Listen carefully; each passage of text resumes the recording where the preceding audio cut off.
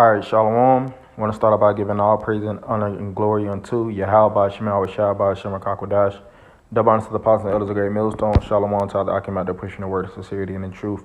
Yeah, I just wanted to speak a little bit in regards to this article Elder Brother posted. What it says, mother says her son died from a heart attack in the middle of an argument with a female.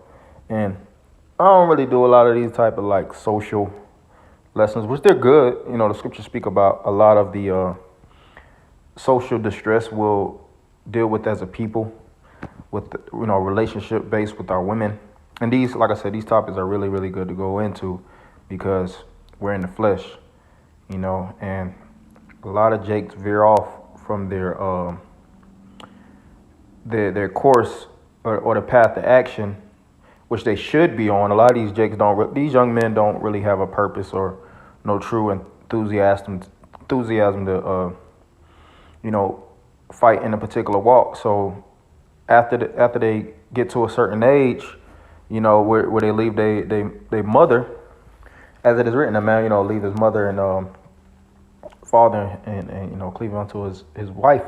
A lot of these jakes go to their woman, but their woman is filled up with demons. They'll find a woman of the world, and they'll court them, date them, eventually, get them pregnant. And then you'll see by and by how these relationships just don't last within the black community.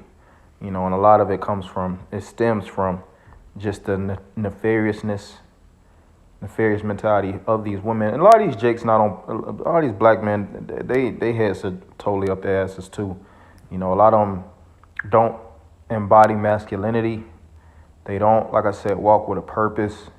They don't engineer their lives according to the ministry of Yahweh Shema Shai. So they get left to their own ruin, pursuant to the book of Sirach. An evil woman is given into the hands of an evil man.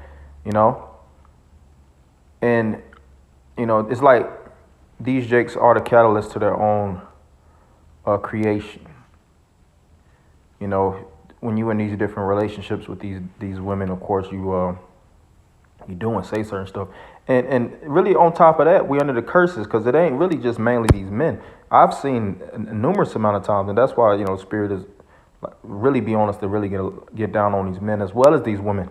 None of you all are like as it is written are blameless. When it comes to these different things that take place, which like it says, his mother says her son died from a heart attack in the middle of an argument with the female. First and foremost, he shouldn't be fucking arguing. All that back and forth. You get your point across. You got your point. I got my point. You got your point. You got your point to counteract my point. But my point said all this bullshit. As a man, you should already have the ability to control yourself and your relationship. And the scripture says that if a woman don't go the way thou have it, just cut her off, bro. See, that's the thing. A lot of these men, they're afraid to be single. They're afraid to actually move on. They have this which another term is one-itis, which is a itis where you just after that one woman, and if she leaves, that's when you ready to put the pistol to your head and chunk it up to the spirit world, because you letting the elements around you have too much control over your life. The scriptures speak about manhood. Be ye men, gird up thy loins like a man. And we don't have enough of that. We don't have enough of elder men that God and which of course we have brothers in the truth, but us in this and the Lord set it up like that. You have the 1/3, you have the 2/3. 2/3 of blacks, Latinos, and Native Americans, the Lord has reserved you for your ruin. But of course there is a shortage. There's a high shortage of men that actually stand up for principles. Something that you could look up to or aspire like. They will have role models back in the day. And a lot of these jakes they looked at like role models were actually pseudo role models that actually led them to their ruin. And you have all these different cities and these counties and these states filled up with niggas that everybody's aspiring unto that's the worst role models you could actually look up to, whether it's a rapper or a gangbanger, you know, or a drug dealer. Those are the individuals that set the status of the so-called black nation.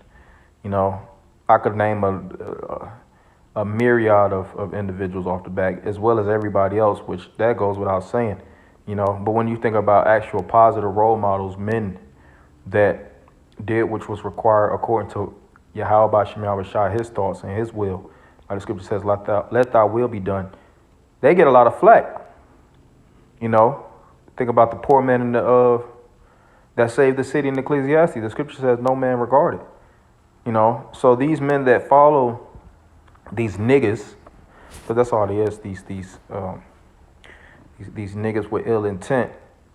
They, as they follow them throughout the course of their life, they start to say that their life isn't changing for the better, but it's changing for the worse. They get all kind of weirdo drug habits. They're on two to five different types of drugs, taking fentanyl, drugs you're not even supposed to be prescribed to, drugs that's given to people that have advanced ailments that's on the damn near last stages of their life. You taking these casually for parties, for you know, celebratory events. You know, these jakes will take all this stuff, and then next thing you know, they're depressed. And like I said, they'll look in their corner and they'll see that the ones that they looked up to or thought was friends or brothers or whatever they want to call it, significant others, when they're going through the ringer, they see the individual start to pretty much break away because they was with you for a certain occasion, and since the highs got low, like the saying goes, the going get tough. When the tough gets going, the going get tough, the tough get going. You know? So that's why the Most High sets up through the Spirit righteous leaders, righteous elders, righteous teachers, bishops, like it speaks about ministers, the ones that's with the laying of the hands of the presbytery. Those are the ones you're supposed to grow with, you know, and learn from, you know. And we're not saying to model your whole, but you know what, through the Spirit, we are saying that. You should follow our apostles and our teachers, the ones that will guide you and direct you to the right path. Because when you niggas leave it in your own creativity and your thought processes, you get landed in the federal penitentiary, man. Look at all the jakes and all these different prisons you'll drive past. You'll drive past and look on the right or look on the left. See this big supersized, like a goddamn fortress, which it is a fortress to keep you niggas in, not make sure you don't get out. Yeah, and you go on the inside and you see jakes just stacked on top of each other like fucking sardines, you know. And all of them got a story, man, of how their life was rough or it was going good, and then the wrong people in their life or the wrong circumstances, and they made a horrible decision that landed them in the prison for 25, 35, 45, 55, you know, life. They're doing these hyper extended life terms, you know, with no cause or minimal cause. You know, they get a little bit of money on their books, the commissary or whatnot, and they're eating slop for the rest of their lives and living like animals because of something that could have been prevented. All these things could have been prevented, you know. And Jake could try to make it seem like they didn't have no choice. The scriptures speak about how the Lord will always give you a way to escape treachery, man. But you Jakes, through your bad decision-making skills and lack of wisdom, knowledge, as well as understanding, you make the worst decision possible, and then you got the boys on you. All right? Then you got to turn yourself in. Now you got to live your life as a fucking animal, man. So this is Micah 2:10. Arise ye and depart, for this is not your rest, because it is polluted. It shall destroy you, even with the sword destruction. And so this place isn't designed for our betterment. It's designed for our detriment. This is hell. This is the valley of the shadow of death, pursuing the Psalm, the 23rd chapter. you know. And you Jakes gotta wake up to that. You gotta grow in the grace. You have to build your mind, man. Build your mentality. Like I said, that energy of constantly chasing after fucking women. First off, a woman means a female servant. You ain't supposed to be chasing after no servant, man. All right. As you build and develop criteria and elevate your spirit, that's when you let energy come to you. And I'm an individual that's a younger man growing in this walk. And a lot of things like the scripture speak about, the spirit speaking expressly. We all fall to our simplicity in this truth. But this is the time for us to grow as men, man. Scripture speak about how the Lord dwelleth in the tabernacles of men. So if you want the Lord to dwell in you, you have to assume the position of a real man. Not fucking letting these women get you out of gear, man. A lot of these jakes. And that's why you look around, you like, man, these niggas is the new fucking women. They got emotions just oozing all out of them. It's a lot of jakes I don't even talk to. I wouldn't even want to be amongst, because a lot of you jakes, man, you carry too many fucking emotions. Let me see. I think it's in Revelations. You harbor too many emotions as women, man. And you don't deal with equity. You don't deal with balance. Scripture speak about a false balance is abomination. You lash out with your frustrations.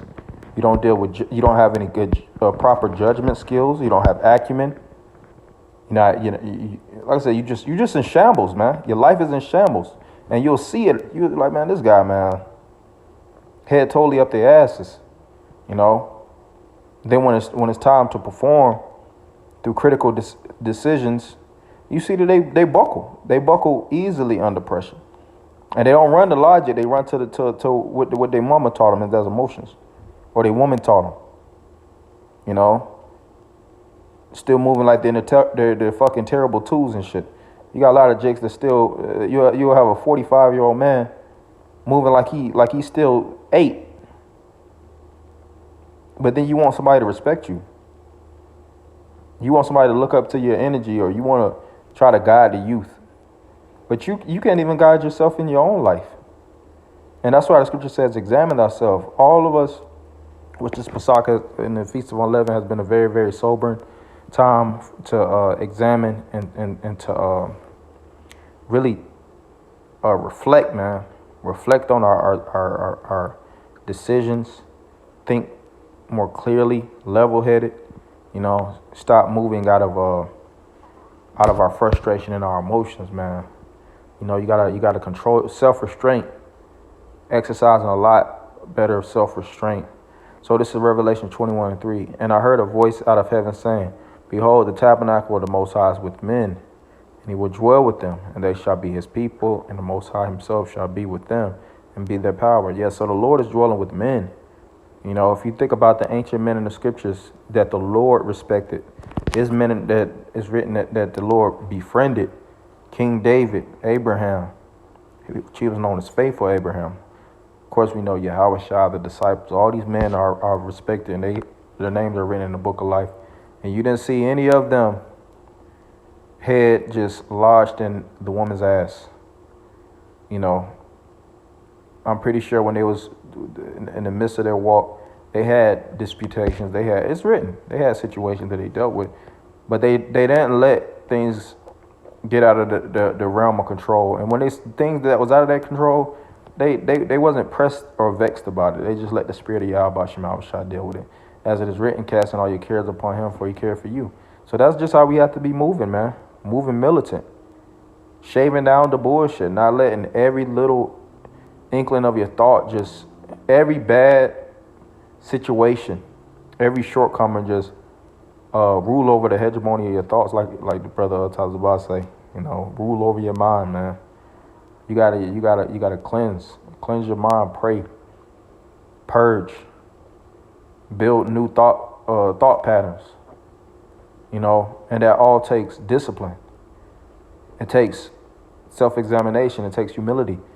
You know, scripture speak about if these things be within you, it make it where you need to fall. Even when you want to fall, you're gonna always revert back to what you stand on, which is those principles, which govern you and help direct you to safety. Yeah, so that, I didn't want to make it too long through the spirit. Just want to speak on that. It's an ill thing to hear. You hear these young jakes constantly just dropping. It's just judgment.